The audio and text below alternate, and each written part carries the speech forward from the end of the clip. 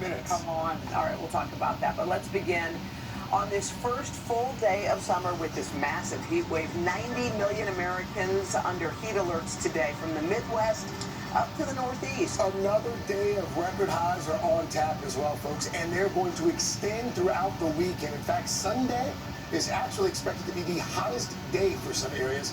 And adding to the misery, that hot weather caused an absolute commuter nightmare last night. Yeah, this was the scene at Penn Station right here in New York after service was suspended because of power issues caused by a brush fire. We've got all of this covered, and of course, including Al's all-important weekend forecast.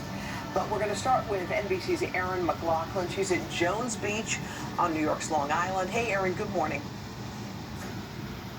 Hey, Hoda, good morning. That's right, millions of Americans are waking up to yet another scorcher. Folks will be heading to beautiful beaches like this one in order to beat the heat. So far this year, more than 12,000 record highs have been recorded at weather stations across the country, and the summer has just begun.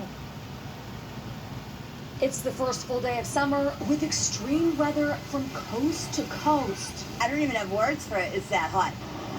From tropical storm flooding in Texas to deadly and devastating wildfires out west and sweltering record-breaking heat in the Northeast. Just outside New York City, a double commuter headache on the roads and rails.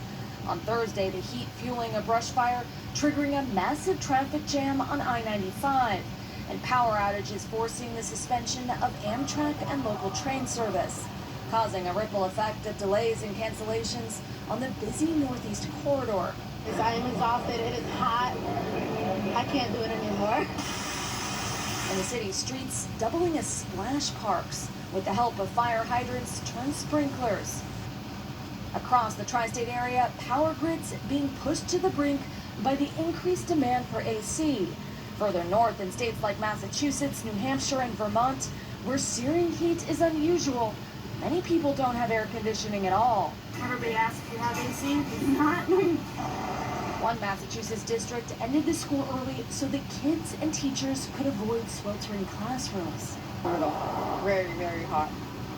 I feel bad for the kids who have to walk in it too. Heat alerts stretching coast to coast today, with millions under alert on the West Coast and more than 64 million Americans sizzling in the Ohio Valley and the Mid-Atlantic. Across the country in New Mexico, a major disaster has been declared after a deadly wildfire devastated communities, destroying hundreds of homes and forcing thousands to flee. Crews nowhere near containing that blaze. Meanwhile, parts of the Texas coast are still dealing with extreme flooding, even though Tropical Storm Alberto is long gone. I didn't actually think it was going to happen 2 days back to back. It receded yesterday pretty good, and this morning woke up, but we were completely covered again. And it looks like it's only going to get worse. Experts are now predicting above average temps for the entire nation for the month of July. They're pointing to climate change as the culprit. Hoda? All right, Erin McLaughlin there from Jones Beach. Erin, thank you. All right, let's bring in Mr. Rooker now with more.